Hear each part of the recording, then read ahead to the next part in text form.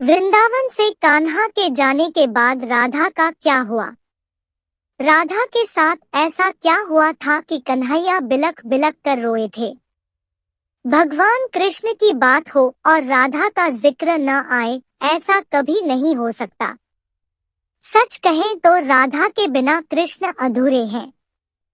वे श्री कृष्ण की अनन्य उपासिका और प्रेमिका थी। विधि के विधान की वजह से उनका श्री कृष्ण से विवाह नहीं हो पाया था और वे कान्हा की जीवन संगिनी नहीं बन पाई।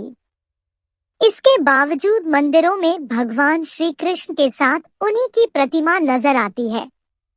जब श्री कृष्ण वृंदावन छोड़कर मथुरा चले गए थे तो राधा का क्या हुआ, इसका वर्णन बहुत कम मिलता है। आज हम राधा की उसी मार्मिक कहानी को आपके सामने लेकर आए हैं, जिसे सुनकर आपके भी आंसू बरस पड़ेंगे। पौराणिक कथाओं के मुताबिक राधा को 8 साल की उम्र से श्री कृष्ण से प्रेम हो गया था। वे उनके दैवीय गुणों से परिचित थी और जानती थी कि वे भगवान विष्णु के अवतार हैं। इसके बावजूद वे उन्हें सांसारिक मानव के रूप में देखती थी और उनसे अटूट प्रेम करती थी। मामा कंस के वध के लिए श्री कृष्ण मथुरा गए और वहां पर कंस समेत सभी आताइयों का काम तमाम किया। इसके बाद वे मथुरा के राजा बन गए। वहां पर जरासंध के बार बार हमले होने पर वे गुजरात के द्वारका चले गए और वहां पर नया राज्य बसाया। कान्हा के जाने से टूटी राधा। जब कान्हा जी वृंदावन से विदा ले रहे थे तो राधा एक कोने में उदास खड़ी थी।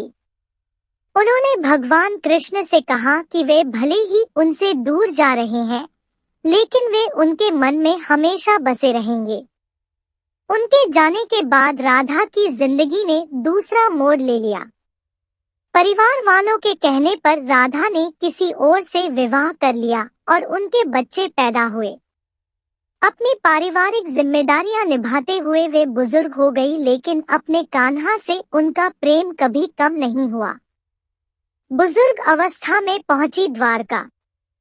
अपने बच्चों के शादी ब्याह जैसी सामाजिक जिम्मेदारियों से मुक्त होने के बाद वे अपने प्रिय कान्हा से मिलने द्वारका पहुंची। वहां पर उन्हें कोई नहीं जानता था।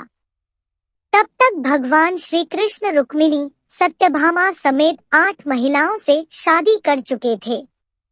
जब देवकी नंदन को महल में राधा को आने का पता चला तो वे बहुत खुश हो गए, लेकिन उन्होंने इस बात को किसी से जाहिर नहीं किया और संकेतों के जरिए राधा से हालचाल पूछा। क्योंकि राधा अब अपना बाकी जीवन भगवान श्री कृष्ण के साथ ही गुजारना चाहती थी, इसलिए उन्होंने उन्हें महल की प्रमुख देविका नियुक्त कर दिया। वे महल के सामान्य कामकाज की निगरानी करती थी और मौका मिलने पर अपने आराध्य को निहार लेती थी।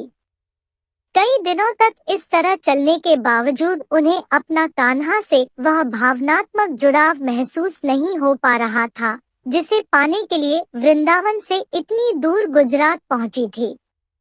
काफी सोचने के बाद उन्होंने द्वारका छोड़ने का फैसला कर लिया।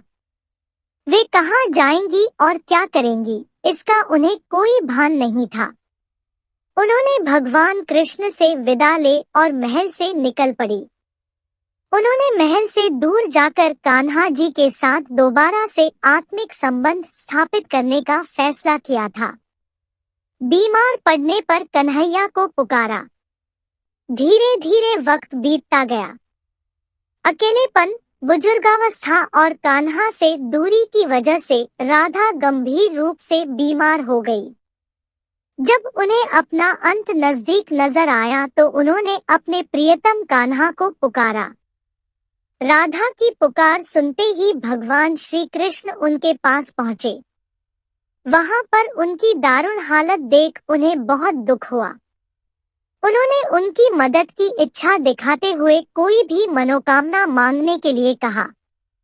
राधा ने विनम्रता इनकार करते हुए कहा कि उनके आने से उन्हें जीवन में सब कुछ मिल गया है, अब उन्हें कुछ और नहीं चाहिए। बांसुरी सुनते सुनते तोड़ दिया दम। भगवान श्री कृष्ण के दोबारा अनुरोध करने पर राधा ने उनसे बांसुरी की धुन सुनाने का आग्रह किया। राधा की बात सुनते ही कृष्ण जी ने बांसुरी निकाली और उस पर मधुर तान छेड़ दी। वे कई घंटों तक राधा को बांसुरी की मधुर धुनें सुनाते रहे।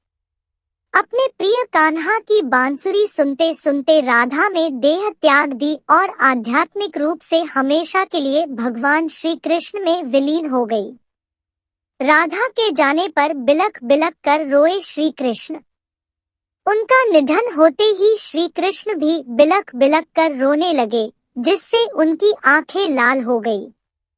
वे अपनी प्रिय राधा की मृत्यु को सहन नहीं कर पा रहे थे।